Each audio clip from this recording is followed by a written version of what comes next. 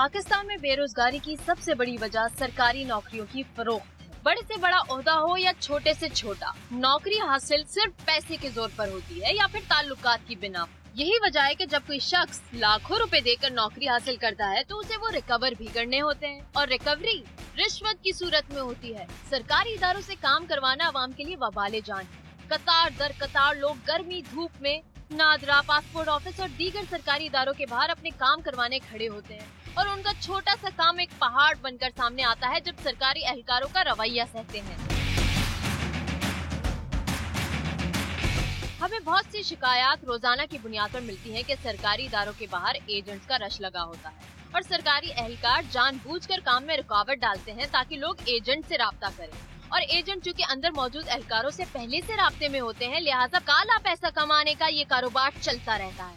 आज हम अवाम की आवाज में आपको ऐसे ही हालात से आगाह करेंगे और कोशिश करेंगे कि जो आला ओहदेदारान हैं वो भी बाहर होने वाले इस काले कारोबार से वाकिफ हो जाएं, जिससे आगाह तो वो होते हैं मगर मानते कभी नहीं। हमने अपना काम शुरू किया। सबसे पहले हम पासपोर्ट ऑफिस गए, जहां हम एक पासपोर्ट के रिन्यूअल की प्रोसेस जानने के लिए इंफॉर्मेशन काउंटर पहुंचे। यहाँ तो ऐसे रश लगा था कि कोई कहीं से भी ताकत के जोर पर धक्कम धक्का करके मालूमात हासिल कर रहा था। खवातीन के लिए कोई अलग काउंटर नहीं, लिहाजा मेहनत के बाद मेरी बारी आई और हमें ये कह दिया गया कि आपका पासपोर्ट तो यहाँ से बनेगा ही नहीं, बल्कि दूसरे ऑफिस से बनेगा, क्योंकि इस पर मौजूद पता डिस्ट्रिक्ट मलीर का है, जबकि इससे पहले जो मौजूदा पासपोर्ट था वो इसी ऑफिस से बना था। तो जवाब मिला कि ऐसा होने की वजह ये है कि लोगों को फैसिलिटेट किया जाए। चुनाचे मुंह लटकाए हम ऑफिस से बाहर आ गए, लेकिन बाहर तो उम्मीद की किरणें एजेंट की सूरत में हमें नजर आई और हमें चारों तरफ से इन्होंने घेर लिया। आगे क्या हुआ ये आपको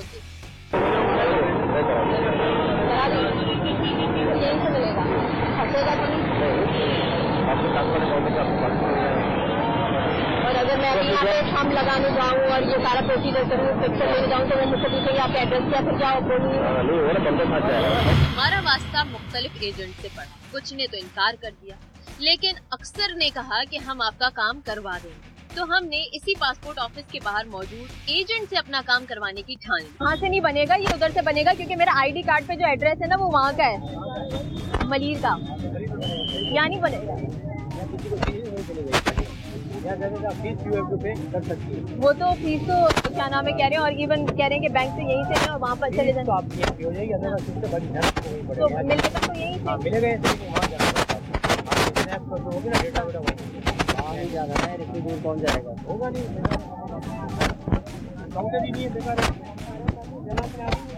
फॉर्म नहीं, ये काम करा सकती है, यहीं से बनवा दे, मेरा मलीर का एड्रेस है, यहीं से बन जाएगा। कितने वैसे फीस तो 3000 तो 2000 कितने दिन में आ जाएगा? कहीं ये तो नहीं बोले कि आपने गलत किया? नॉर्मल करोगे ना? हाँ नॉर्मल फीस देना है, तो ये तो नहीं होगा कि फंस जाएगा कि आपने वहाँ से नहीं बनवाया, क्योंकि अभी वो जो एजेंट कह रहा है वो तो कह रहा नहीं होगा। नहीं, हम करवा के देंगे। अच्छा, तो वही प्रोसीजर है, सुबह आना पड़ेगा? आप चाहेंगे तो अभी हो जाएगा, आप चाहेंगे सुबह कराने। अभी आज क्या हो जाएगा? इसका प्रोसीजर क्या है? प्रोसीजर है, फीस पहले जमा करानी पड़ेगी, पासपोर्ट की कॉपी करानी पड़ेगी, NIC की कॉपी करानी पड़ेगी, वालिदैन के कार्ड की कॉपी चाहिए। वो तो अभी नहीं है, तो फिर वैसे तो नहीं देखते। मेरे हस्बैंड ने भी रिन्यू कराया, वैसे तो नहीं देखते, और वो तो पूरी छुट्टी निकल आती है आईडी कार्ड से। तो माँ बाप की नहीं है, है ना, उसकी कॉपी कराएं, उसकी कॉपी कराएं, हस्बैंड के कार्ड की कॉपी कराएं। ओहो, हस्बैंड के कार्ड की कॉपी करानी पड़ेगी, लगाना तो पड़ेगा ना। यहाँ आप लाते वो जब पासपोर्ट लेने आएंगे लेते भी आएंगे? हाँ, कब ले आऊँगी? तो फिर वो दे देंगे, कॉपी के हाथ के हाथ हो जाएगा। हाँ, जब पैसे खर्च करिए इसी चीज़ के लिए खर्च करेंगे ना, तो मैं हम करवा के दे। अच्छा, अभी मेरे साथ आप अंदर भी चलेंगे? हाँ करवा, लेकिन 2000 बहुत है, कम कर लें। नहीं, आपको मिलेगा कब? हाँ मिलेगा, आपको बता तो दिया 15 दिन में मिलता है, वैसे आजकल 20 दिन में आ रहा है। ये तो बोल रहे हैं 15 दिन 20 दिन, लेकिन फिर बहुत लेट हो जाते हैं। नहीं, फिर हम आपको कार्ड ढूंढेंगे, मैं आपको नंबर दूंगी। नहीं होती हूँ, आप मेरे लिए मालूमात कर लें, मैं रोज के काम करने तो नहीं जाएगा पासपोर्ट नहीं, क्योंकि मिलना तो यहीं से है ना। नहीं करेगा, क्योंकि मिलना यहीं से है। आप आ जाइए, कहाँ ला रहे हैं?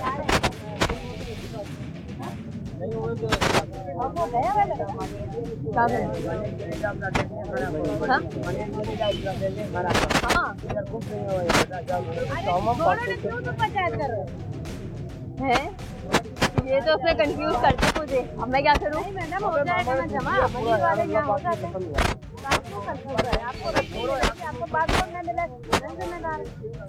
और ये एजेंट एक कॉन्फिडेंट खातून थी जिन्होंने हमें कहा कि आपका काम हाथ के हाथ हो जाएगा, क्योंकि किसी भी दफ्तर के बाहर एक अकेला एजेंट काम नहीं करता। ये पूरा एक गैंग होता है जो कि मिलकर काम करते हैं। चुनाचे इस पूरे गैंग में से किसी एक को हम पर शक हुआ और उसने इस खातून एजेंट को बुलाकर हमारा काम ना करने का कहा। सारे मुझे कंफ्यूज कर रहे आप इंडिया वाली तो प्रॉब्लम होता है यार, यही तो मसला है, हमारे अपने काम नहीं होते इस चक्कर में। आपको मैं ऐसे जमा करा दूँ फोटोकॉपी करा, अरे या तो आप लिंक से करा दो। लिहाजा ये खातून हमारे पास आई और इन्होंने कहा कि चूंकि आपका ताल्लुक मीडिया से है इसलिए आपका काम नहीं हो सकता, आप कहीं और से अपना काम करवाएं। लेकिन खातून घबरा गई। लेकिन इसी असना में दूसरे एजेंट भी मिल गए। लेकिन जैसे ही कोई हमारा काम करने की ठानता तो दूसरा एजेंट आके जुमला कह जाता कि कैमरा देख रहा है, और फिर वो एजेंट जो हमसे डील कर रहा होता था वो इस डील से इनकार कर देता। तो हमें यकीन हो गया कि इन्हें हम पे शक हो गया है, लिहाजा हमारा काम यहाँ से नहीं होगा। लिहाजा हम दूसरे दिन अपने दूसरे टीम मेंबर्स के साथ आए और उनको एजेंट से राब्ता करने के लिए कहा।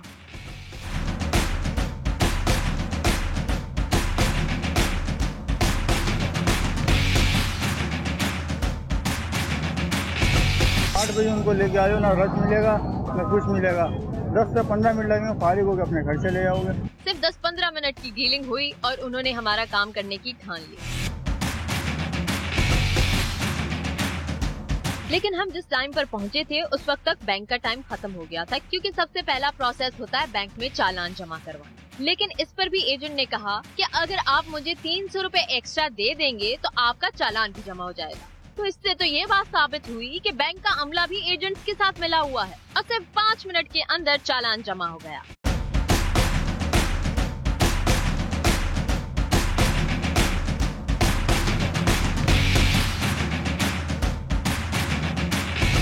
पैसे देकर अपने काम करवा लिया, जबकि लोग लंबी कतारों में लगकर अपना चालान जमा करवाते हैं। और क्योंकि अब टाइम खत्म हो गया था इसलिए ना उम्मीद होके वापस चले गए।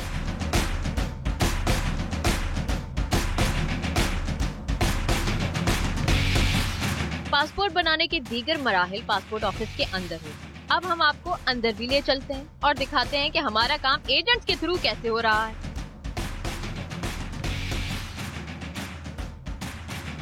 ऑफिस में दाखिल होते ही डिसीजन काउंटर पर मौजूद एक शख्स जो कि असिस्टेंट डायरेक्टर के बराबर में बैठा हुआ था, उससे मिलने के लिए एजेंट ने कहा था। चुनाचा हम डायरेक्टली उसके पास पहुंचे। उसने हमारे दस्तावेज पर एक मार्क लगाया और हमसे तस्वीर खिंचाने के लिए काउंटर पर भेज दिया। फिर अचानक वो आफत आ गई जिससे कोई महरूम नहीं। पासपोर्ट ऑफिस की लाइट चली गई। चुनाचे हमने आधे घंटे बैठकर लाइट आने का इंतजार किया और इसी असना में दूसरे लोग जो कि कतारों में इंतजार कर रहे थे सिर्फ ये सवाल कर रहे थे कि हमारा काम कब होगा, लेकिन उनकी शिकायत सुनने वाला कोई न था। मेरे बाद एक तवील कतार थी जिन्होंने अपनी तस्वीर खिंचानी थी, लेकिन उनको ये कहा गया कि कैमरा मौजूद नहीं है और आप कल आइएगा।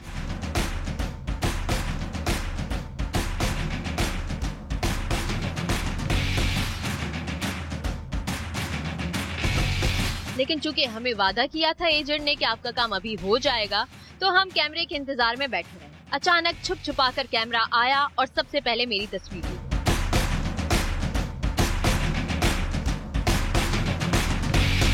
सब लोग हैरानकुन नजरों से मुझे देखते रहे कि आखिरकार इसका काम कैसे हो गया।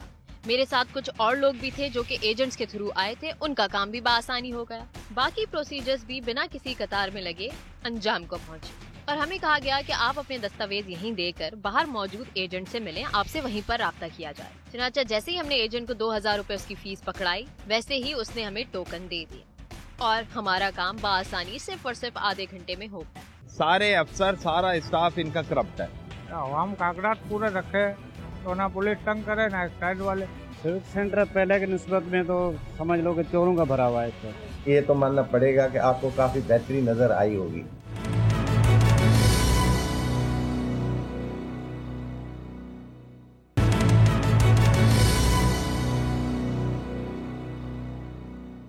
हमारे यहाँ सरकारी इदारों में अब ये दस्तूर बन गया है कि अगर कोई शख्स अपने किसी काम के लिए लीगली आए तो वो बहुत ज़्यादा ख्वार होता है, बहुत ज़्यादा जतन करने पड़ते हैं, मुसीबतों का सामना करना पड़ता है, तब एक छोटा सा काम होता है। तो अभी हम सिविक सेंटर आए हैं और सिविक सेंटर में बहुत सारे काम होते हैं, जैसा कि लोग अपनी प्रॉपर्टीज़ के पेपर्स के हवाले से भी यहाँ पे आते हैं, गाड़ियों के टैक्सेशन के हवाले से भी आते हैं, इसके अलावा नंबर प्लेट्स के हवाले से भी आते हैं। तो काफ़ी सारे काम इस एक जगह पे होते हैं, लेकिन यहाँ पे एजेंट्स की भरमार भी बहुत ज़्यादा होती है। अब एजेंट्स जो खड़े होते हैं वो मोस्टली न सिर्फ इलीगल काम करवाते हैं बल्कि लीगल काम भी जिन लोगों से खुद से नहीं हो रहे होते वो भी करवाते हैं। तो अभी देखना ये है कि क्या हालात होते हैं, किस तरीके से जो गवर्नमेंट ऑफिशियल्स अंदर बैठे होते हैं वो क्लाइंट्स को डील कर रहे होते हैं, जिसकी वजह से वो लोग मजबूर हो जाते हैं कि वो एजेंट्स हैं उनसे काम करवाने पे मजबूर हो गए। तो यानी कुछ ना कुछ तो गड़बड़ होती होगी अंदर कि इंसान इतना मजबूर हो जाता है कि एजेंट से काम करवा रहा है। तो अभी हमारे टीम मेंबर्स हिडन लगा के गए कैमरा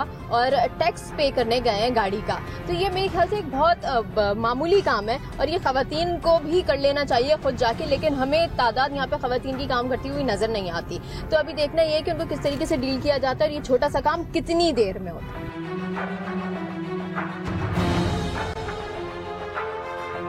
सिविक सेंटर जहां पर कई सरकारी दफातर मौजूद है, उनमें से एक इदारा है गाड़ियों की रजिस्ट्रेशन और टैक्स देने का।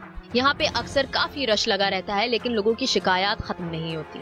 और ये भी ऐसी जगह है जहाँ पे पासपोर्ट ऑफिस की तरह हजारों की तादाद में एजेंट्स खुले आम अपना कारोबार चमका रहे होते हैं। लेकिन सबसे पहले हम उस अवाम की आवाज आपको सुनाएंगे जो इन तमाम मसाइल से दो चार है। वैसे तो बड़ा रश है वहाँ पे और मैं अपनी गाड़ी ट्रांसफर करवाने गया था तो वहाँ पे वो गवर्नमेंट की फीस तो 5,000 रुपये करीब है और वो 16,000 रुपये मांग रहे हैं कि उसमें परमिट है और ये बहुत सी चीज़ें बता रहे हैं कि ऐसी चीज़ें हैं और कि 16,000 कोई एजेंट बैठे हैं बाहर, इसलिए कि अंदर तो काम होता ही नहीं है। अंदर काम हो तो फिर फाइल जमा ओरिजिनल फाइल जमा देंगे तो उसमें तो काफ़ी दिन लग जाएंगे, जल्दी नहीं होगा। सिविक सेंटर ऐसे घूमने फिरने गए, एक छोटा मोटा काम साइड पे, अदरवाइज ना वहाँ पे आई थिंक वहाँ पे जो फैसिलिटीज जो होनी चाहिए वो उस हवाले से तो नहीं है। स्टाफ बिहेवियर ठीक है लेकिन वो जो बेसिक जो सारी चीज़ें उनके पास तो हो कम से कम ना। लग रहा है कि कोई ऐसी पसमानदा कोई बैकवर्ड जो चीज़ें लग रहा है अपडेट नहीं है, ना कंप्यूटर साइड पे ना दूसरी साइड पे।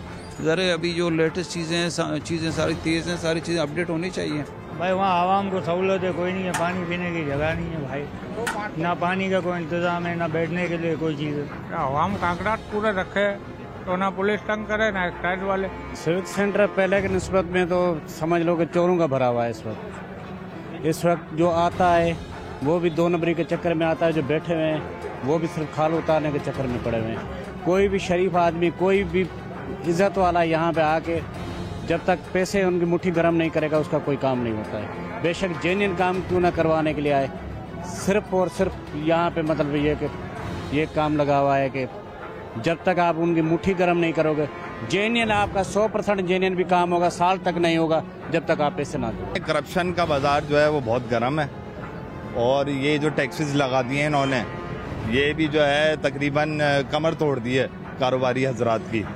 बस यही है कि जो भाषा है यहाँ की वो समझते हैं, हम भी वो देते हैं तो काम हो जाता है। सर साईं जिस ही डिपार्टमेंट में जाओ पैसे के सिवा काम होता नहीं है भाई साहब। यहाँ तो किसी सेक्रेटरी से मिलो ना तो पटे वाला बोलता है 200 हैं, साईं नहीं है। अब 200 नहीं है तो बोलते हैं सेक्रेटरी साहब बिजी है, मीटिंग है, सीएम बैठा वैसे खाली है। खुदा के लिए ये सेक्रेटरी पूरे तब्दील करो। ये डिपार्टमेंट लेके ऊपर तक सारे अफसर सारा स्टाफ इनका करप्ट है। ये सब मिले में डेली के इनका सिस्टम है कि इतने कमाने, इतने ईटीओ को, इतने डायरेक्टर को पैसे जाएंगे तो वो काम होते हैं, वरना नहीं होते।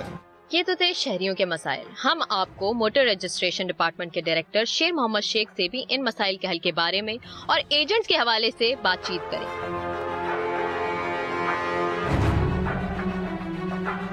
एक्साइज टैक्सेशन और नारकोटिक्स डिपार्टमेंट का एक ये ब्रांच है जहाँ पे मोटर रजिस्ट्रेशन होती है। यहाँ पे मोस्टली जो है काफ़ी ज़्यादा रश होता है, इवन इतना रश होता है कि यहाँ खड़े होने की जगह भी नहीं होती। अभी चूँकि टाइम ख़त्म हो गया है, आवाम का रश कम हो गया है, तो यहाँ हम जो होते हैं डिप्टी डायरेक्टर यहाँ पे शेर मोहम्मद शेख साहब, उनसे बातचीत करते हैं और उनसे क्वेश्चन करते हैं जो पब्लिक के होते हैं, उनकी शिकायत जो होती है वो इन तक पहुँचाते हैं। आइए।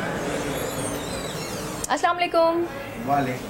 कैसे सर, आप ठीक ठाक हैं? अल्लाह का एहसान, अल्लाह पाक का एहसान। अच्छा सर, वैसे तो हमारी पब्लिक को काफ़ी शिकायत रहती हैं और वो शिकायत डायरेक्टली आप तक नहीं आती, वो हम तक आ जाती हैं, तो उसकी जवाब देने के लिए आप तैयार हैं? जी बताएं, ज़रूर। अच्छा सर, मैं मोस्टली कभी खुद से इमेजिन नहीं कर सकती कि मैं इस डिपार्टमेंट में खुद आऊँ और जितने भी प्रोसेस हैं मैं खुद करवा के जा सकूँ, तो उसकी क्या वजह है? कोई फीमेल काउंटर भी नहीं है अलग से कि उनको फीमेल्स को अलग से डील किया जाए? बिल्कुल अलग है, हमारे यहाँ सारे काउंटर्स अलग हैं। अच्छा। लेडीज़ काउंटर अलग है, हमारा जो क्या कहते हैं सीनियर सिटीजन्स का काउंटर अलग है। अच्छा। हाँ, सबका तो काउंटर अलग है। क्या कभी कोई खातून अपनी गाड़ी की रजिस्ट्रेशन के लिए, टैक्सेशन के लिए आई है कभी खुद से? बहुत सारी आती हैं, बहुत सारी आती हैं। अच्छा। हाँ, वो अपने काउंटर से इजीली अपना काम करा के अच्छा, सारा काम इजीली होता है। अच्छा, अक्सर लोगों की शिकायत ये होती है कि हमारे काम जो है वो जो बहुत आसानी से हो सकते हैं एक लीगल प्रोसेस के थ्रू, वो हो नहीं पाते, उसमें डिले कर देते हैं क्योंकि जो अपने स्टाफ मेंबर्स होते हैं यहाँ के इस डिपार्टमेंट के, उनको ठीक तरीके से डील नहीं करते। नहीं, आप कभी दिन में आप अपना केस लेके आ जाएं और इंशाल्लाह बहुत बेहतर तरीके से आपको रिजल्ट्स मिलेंगे। हमने काफ़ी इम्प्रूवमेंट की है, बल्कि रादर हम तो कोशिश कर रहे हैं कि 1 विंडो ऑपरेशन हो, एक ही विंडो पे बंदा जाए और वहाँ से सारा अपना काम। ये सरकारी इदारों की रवायत है, इसके पास नहीं, इसके पास इसके पास नहीं, वो इंशाल्लाह ऑलमोस्ट ये सारी शिकायतें जो आप तक आती हैं वो हमारे तक भी आती हैं। बिल्कुल आती हैं। आपके पास कौन सी शिकायत आती है? इसी तरह जैसे पास्ट में हमें कहते थे सर वो वहाँ काउंटर पे गया तो उन्होंने कहा मेरी सीरीज नहीं है, एक्चुअली यहाँ सीरीज अलर्ट है। ओके। अच्छा, हर गवर्नमेंट के इदारे के बाहर, खुसूसन सिविक सेंटर के बारे में तो कहते हैं कि बाहर एजेंट्स की कतार लगी हुई होती है, इतने लोग नहीं होते जितने एजेंट्स होते हैं, तो इस हवाले से क्या आपको इन्फॉर्मेशन है कि आपके डिपार्टमेंट के बाहर भी एजेंट्स का रश है? बाहर का कुछ नहीं कह सकता, अलबत्ता जो हमारे फ्लोर्स पे था ट्रेंड वो हमने ऑलमोस्ट खत्म कर दिया है। आपके फ्लोर्स पे एजेंट्स नहीं है? नहीं, अलाउ नहीं है हमको। एजेंट्स के थ्रू काम भी नहीं होता? नहीं होता, कत्तन नहीं होता। जो MDL है हमारे मोटर डीलर लाइसेंसी, जिसको हमने गवर्नमेंट ऑफ सिंध ने through excise department license issue किए हैं, सिर्फ उनको अलाउ है, वो अपने मतलब मार्केट का काम लेके आते हैं, इंडिविजुअल का नहीं। अच्छा, हमने जो एजेंट से बात की है, बाहर एजेंट्स हमें तो मिले, शायद आपको नहीं मिले हो, तो उन्होंने हमें ये कहा है कि अंदर अगर आप अपना काम बहुत लीगल वे में थ्रू प्रोसेस चलेंगे तो आपको इतना अंदर वाले तंग करेंगे कि आप खुद ब खुद मजबूर हो कि हमारे पास आ जाएंगे, जब भी हमारी दुकान चल रही है और आज तक हम यहीं से अपना रोजगार कमा रहे हैं। कभी भी नहीं। देखे ना, उनको हम यहाँ 10 ऑफिस हैं, एक हमारा मोटर स्टेशन का नहीं है, यहाँ KDA का भी है, KNC का भी है, KSC का भी है, अपना अल्लाह आपको नेकी दे ये बिल्डिंग कंट्रोल अथॉरिटी का भी है। तो मतलब सिविक सेंटर में KDA का ऑफिस है तो एजेंट्स होंगे, डेफिनेटली होंगे, लेकिन जो ट्रेंड था हमारे पास आते थे ऑफिस में, अंदर एंटर होके नेगोशिएट करते थे, जिसका एलिगेशंस हमारे ऊपर लगते थे, तो उसी वजह से हमने आते ही जो है स्टैंड लिया और उन सबको स्टैंड लिया, यही कि इनको अलाउ नहीं किया जाएगा। तो कैसे पता लगता है कि ये मतलब वो चेक करते हैं हम गेट पे। कैसे चेक करते हैं? हमारे सिक्योरिटी स्टाफ खड़े होते हैं, तो उनको कैसे पता लगता है? वो कागजात चेक करते हैं, हमारा रिसेप्शन बना हुआ है, चेक करते हैं कि भाई अच्छा, अभी तो कोई भी अंदर आ रहा है? नहीं, अभी तो टाइम खत्म हो गया है ना। अच्छा। हाँ, ये काम होता है हमारा 2:30 बजे तक का। अच्छा। तो 2:30 बजे तक अगर कोई एंटर होता है तो हम उससे पूछ लेते हैं, बाबा क्या मसला है, कोई परेशानी, कोई प्रॉब्लम, तो वो बता देता है कि भाई मेरा ये है काम। अगर उनका अपना होता है तो हम कहते हैं जाओ, और अगर अपना नहीं होता है, किसी और का होता है और उनके पास अथॉरिटी लेटर होता है तो उसको भी हम डिस्करेज नहीं करते हैं। अच्छा, आजकल ये ट्रेंड है, कराची में बड़ी बड़ी गाड़ियां भी चल रही हैं। हाँ। वो ऐसी गाड़ियां हैं कि जिनकी मालियत करोड़ों में है और कहते हैं वो इलीगल यहाँ पे लाई गई हैं, उसके बाद उनके नंबर भी नहीं होते, फिर रजिस्ट्रेशन भी यहाँ पे हो जाती है, लेकिन वो लाखों का काम है। तो ये काम भी क्या अंदर हो रहा है? नहीं, नॉट एट ऑल, कभी भी नहीं। इस वक्त तो देखें ना, मेरी बात सुने, जो बंदा ऑपरेट करेगा, अब पहले एक इंस्पेक्टर के हाथ में था, अब 2 DD इन्वॉल्व होते हैं तो एक गाड़ी रजिस्टर्ड होती है, डिप्टी डायरेक्टर इन्वॉल्व होते हैं तो एक गाड़ी रजिस्टर्ड होती है। अच्छा सर, अगर आपको अपने नाम पे गाड़ी करवानी है तो उसकी कितनी फीस है? वो डिपेंड करता है, आपके डॉक्यूमेंट्स जब आप प्रोड्यूस करते हैं ना तो उस पर कैलकुलेट करके फिर आपको बताते हैं हम। अच्छा, तो यानी हर गाड़ी का हिसाब से डिफरेंट है? डिफरेंट है। अच्छा, मैंने अपनी गाड़ी की रजिस्ट्रेशन अपने नाम पे करवाई थी। हाँ। तो हुआ ये था कि मैंने कुछ भी नहीं किया था, मैंने सिर्फ एजेंट को अपने सारे डॉक्यूमेंट्स दिए थे, इवन मैंने फिल अप भी नहीं किया था, इवन अपने साइन भी नहीं किए थे, वो मेरे नाम हो गई। नहीं, ऐसे है मुश्किल, वैसे लेकिन होने मुश्किल को नहीं है, सब जितने कुछ भी possible शोरूम यहाँ पे मौजूद है लेकिन वो सब ये मुश्किल करके है। देते हैं। समझ रहे हैं ना, हम कोशिश करते हैं, हम साइन चेक करते हैं, जो डिक्लेरेशन फॉर्म होता है एप्लीकेंट की तरफ से, हम कोशिश करते हैं कि वो साइन जो है उसी के होने चाहिए। अब वो आपके बना के आता है तो एक्सपर्ट हम नहीं है, समझ रहे हैं ना उस चीज का। स्पेशली तो ट्रांसफर आप के लोग वो केस देखते में हैं कि हम आईडी कार्ड की कॉपी पे जो साइन हुआ हुआ है वो हुआ हुआ है। Right you are. अच्छा, तो आप लोग कह रहे हैं कि ऑनलाइन सिस्टम भी है, तो ऑनलाइन भी कुछ वेरिफिकेशन होती है? हमारी तकरीबन ऑलमोस्ट जितनी भी इम्पोर्टेड गाड़ी हैं वो ऑनलाइन वेरीफाई होती हैं। जैसे ही हम उसको ऑनलाइन वेरीफाई करके मुतमिन होते हैं तो उसकी रजिस्ट्रेशन कर देते हैं। वो देन एंड देयर हमारा नंबर जो है शिफ्ट हो जाता है कस्टम्स डिपार्टमेंट को। अच्छा, अब वहाँ से कोई भी दूसरा वेरीफाई करेगा, उसको यही एग्जिस्ट करेगा कि vehicle has been already registered at Karachi. अगर ट्रांसफर कराने हो पेपर्स हाँ, आपको, तो उसमें कितनी मुश्किल आता है? कोई मुश्किल नहीं है आजकल बिल्कुल कोई मुश्किल नहीं है। अल्लाह की मेहरबानी से हमने इतना इम्प्रूव किया है अपना सिस्टम को कि आप लाइन में क्यू में आके खड़े हो जाएं, 1 बाय 1 सबको अटेंड करता जाएगा और हार्डली 15-20 मिनट में डिस्पोज ऑफ हो जाएगा बंदा। तो अब ये तो नहीं ट्रेंड आ जाएगा कि जितनी भी नई गाड़ियां वो फिर ट्रांसफर कराएंगे नहीं अपने नाम पे, ओपन लेटर पे ले लेके? नहीं, उसके लिए भी हमने लिखा है, बल्कि रादर हमने 3-4 महीने मुसलसल करस्पॉन्डेंस की और होपफुली ये कमिंग बजट में उसको रिवाइज कर दिया जाए, समझ रहे हैं ना, रिड्यूस किया जाए टैक्सेस को। लेकिन उनका मेनली यही प्ली है कि हम टैक्स नेट पे इनको लेके आएंगे। अगर आप हमें पॉइंट आउट करेंगे तो हम ये नहीं करें कि नहीं बस हम आंखें बंद कर लेंगे और उसमें मजीद बेहतरी करेंगे। लेकिन आपको काफ़ी बेहतरी ये तो मानना पड़ेगा कि आपको काफ़ी बेहतरी नज़र आई होगी, समझ रहे हैं ना। यहाँ तो ये हालत थी एक ज़माना, आज से 5-6 साल पीछे चले जाएं तो ये काउंटर पे खड़े होते थे, समझ रहे हैं ना, वो सारे हमने निकाल दिए। नहीं, अगर एजेंट खुद से बोल रहा है कि मैं आपका ये गाड़ी का काम करवा के दूंगा, इतने पैसे लगेंगे, तो दैट मीन्स वो काम करवा के देगा? नहीं, नॉट एट ऑल। आप एग्जाम्पल ले लें ना उनसे, आप करवा के देखें। तो आप कह रहे हैं कि जो एजेंट करे वो काम करवा के नहीं देते? अनलेस कि उसके पास कोई अथॉरिटी नहीं है। अथॉरिटी कैसी? अथॉरिटी ये होती है, अथॉरिटी लेटर होता है और आपका NIC की कॉपी होती है। किसके पास? उस मतलब जो भी काम कराने आएगा, जो भी हमारे। अच्छा, हाँ। तो मैं अगर किसी को अथॉरिटी देती हूँ कि मेरी जगह काम कर दो, नहीं, हम तो एजेंट की बात कर रहे हैं। ऐसे नहीं आ सकता बगैर अथॉरिटी के, या कोई भी बंदा जिसको आप एजेंट कहें या इंडिविजुअल कहें, समझ रहे हैं ना, बगैर अथॉरिटी के यहाँ एंटर नहीं हो सकता हमारे यहाँ। तो साथ साथ डायरेक्टर साहब ने ये दावा भी किया कि काफी हद तक हमने एजेंट्स को ऑफिस की हदूद से बाहर निकाल दिया है। अच्छा सर, आप बार बार ये बोल रहे हैं कि जगह नहीं है, बहुत छोटा सा सेटअप है, पूरे कराची की आबादी इतनी बड़ी है, तो इसका सोल्यूशन कौन निकालेगा? जैसे देखें ना, हमारे पास जैसे टैक्स के हैं, टैक्स पेस के लिए हमने 10 ब्रांचेस में अपने काउंटर्स खोले हैं नेशनल बैंक के। क्या मतलब, यानी टैक्स पे करने के लिए हमें यहाँ नहीं आना, हमें कहीं और जाना है? नहीं, और भी जा सकते हैं, यहाँ भी आ सकते हैं। ऑप्शंस हैं? ऑप्शंस हैं, जैसे नियरेस्ट कोई आपकी बैंक ब्रांचेस हैं नेशनल बैंक की, तो वहाँ हमारे यहाँ अथोराइज ब्रांचेस हैं 10, जहाँ हमारा स्टाफ भी बैठा होता है। वहाँ आप इजीली टैक्स भी पे कर सकते हैं, जो भी नियरेस्ट ब्रांचेस हो। अच्छा ठीक है, ये पब्लिक के लिए बहुत इंपॉर्टेंट इन्फॉर्मेशन है कि लोगों को नहीं पता होगा कि टैक्स जो है आप किसी भी जाते हैं जमा करते हैं मोस्ट प्रोबेबली लोगों की तादाद है, नहीं पता होगा। यानी पब्लिक अपना जो टैक्स है वो न सिर्फ यहाँ पे आके जमा करा सकती है, बल्कि कुछ असाइंड ब्रांचेस हैं नेशनल बैंक की जहाँ पे आपका टैक्स जमा हो सकता है, क्योंकि इनके नुमाइंदे वहाँ मौजूद होते हैं और एक्स्ट्रा अमाउंट वो चार्ज नहीं करते, रिश्वत नहीं लेते। नॉट एट ऑल, क्योंकि वो पेमेंट ही जो है ना वो नेशनल बैंक के काउंटर पे होती है, वो सिर्फ चालान जनरेट करके उनको देते हैं और वो पेमेंट जो है नेशनल बैंक के बूथ पे करते हैं। अच्छा, आपके हिसाब से सब कुछ बहुत अच्छे तरीके से अच्छा सेटअप चल रहा है, कोई मतलब आपको नहीं लगता कि इसमें कोई कमी है और कोई पब्लिक को प्रॉब्लम हो रही है? तो मतलब ये है कि ग्रेजुअली हम उनको और इम्प्रूव कर रहे हैं, पब्लिक को फैसिलिटेट करने के लिए, और इम्प्रूवमेंट डे बाय डे हो रही है। देखिए आजकल तो कंप्यूटराइज सिस्टम है, आप अपने कंप्यूटर पे अपनी डेटा चेक कर सकते हो ऑनलाइन अपने पीसी पे, समझ रहे हैं ना। पहले आपको यहाँ से वेरीफाई करनी पड़ी, अब आप ऑनलाइन थ्रू इंटरनेट अपने पीसी पे चेक कर सकते हो, अपनी गाड़ी की टैक्स चेक कर सकते हो, उसकी इंजन चेसिस डेटा हर चीज कैसे चेक कर सकते हो, ऑनलाइन है ना।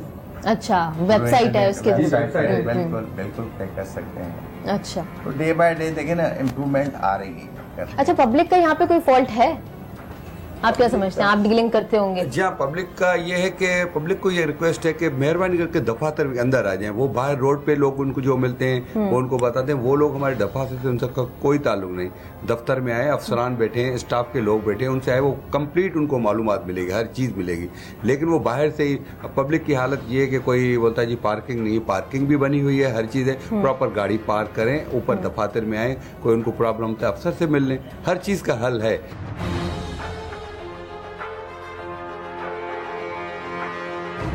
हमने सिविक सेंटर के बाहर भी टीम को खुफिया कैमरा लगाकर एजेंट से बातचीत करने के लिए भेजा। तो क्या बातचीत हुई, आप खुद ही सुन लीजिए। ये बताओ, गाड़ी ट्रांसफर कराना है, क्या क्या लेकर आना है? पूरी फाइल लेके आनी है आपको, फाइल में बुक वगैरह, शनाख्ती कार्ड लेके आने उनके नाम पे, जिनके नाम पर है उनके लेकर आने, और जिसके नाम पर होना है उसका लेकर आना है। एक गाड़ी है और एक बाइक है। बाइक का तो मेरे भाई अर्जेंट में यहाँ पे 2000 का खर्चा है। बाइक का जो है वो अर्जेंट हो जाएगा? हाँ बिल्कुल। अच्छा भाई, हाथ क्या हो जाएगा? मोटरसाइकिल का मेरे भाई पहले दिन रसीद मिलती है, 2 दिन बाद फाइल मिलती है। तो दोनों की एक ही बात हो गई ना फिर? इसमें 1 दिन इजाफा होगा मोटरसाइकिल में। मोटरसाइकिल का जो है ना, मिसाल आज रसीद कटेगी, कल नहीं परसों आपको मिलेगी। और कार गाड़ी में आज रसीद कटेगी, कल फाइल मिलेगी। तो स्कैनिंग होके मिलता है फाइल। अरे भाई, कार में आपका एसी बुक के ऊपर खर्चा आएगा 4000 अर्जेंट में, तो काम वगैरह ये सभी हम ही लगाएंगे। और मोटरसाइकिल में 2000 6000 का खर्चा है दोनों का यार। 2000 रुपये ज्यादा है यार। का खर्चा है 700 रुपये खर्चा है। खुद कराएंगे, खुद कराने, खुद गाड़ी लाओ, पहले एटीओ से ऑर्डर करो। क्या करो? एटीओ से ऑर्डर करेंगे आप, और काम भर के खुद जाएंगे, गाड़ी चेक कराएंगे और खुद जमा कराएंगे। 20-25 दिन बाद आपको ये सब कुछ मिलेंगे, तब तक सिर्फ आपको रसीद देगा। इधर भी एजेंट्स का राज है और शहरी उनके चुंगल में बुरी तरह फंसे हुए हैं। हमें बातचीत से अंदाजा हुआ कि ऊपर सरकारी इदारे के बंदे और नीचे खड़े होने वाले एजेंट्स आपस में कोई न कोई कनेक्शन जरूर है। डायरेक्टर शेर मोहम्मद शेख साहब की बातचीत से तो ये लगा कि उनके नजदीक सब कुछ ठीक है। पैसे काम होने के बाद जब रसीद आपके हाथ में दूंगा तब पैसे लूंगा। रसीद या काम होने के बाद ट्रांसफर की रसीद करने के बाद पेपर पैसे बांटने पड़ते हैं, फिर आगे वो सीसीओ से एनरोल करता है। पानी का भी काम हो रहा है इधर, बंगाली का भी हो रहा है, बर्मी का भी हो रहा है, बिहारी का भी हो रहा है। वो तकरीबन 3 महीने में होगा। अरे यार, पासपोर्ट भी बनवाना है यार 3 महीने। भाई आपके पास अगर अपनी सेटिंग अच्छी होगी ना तो 25 के ऊपर पासपोर्ट बनवा सकते हो।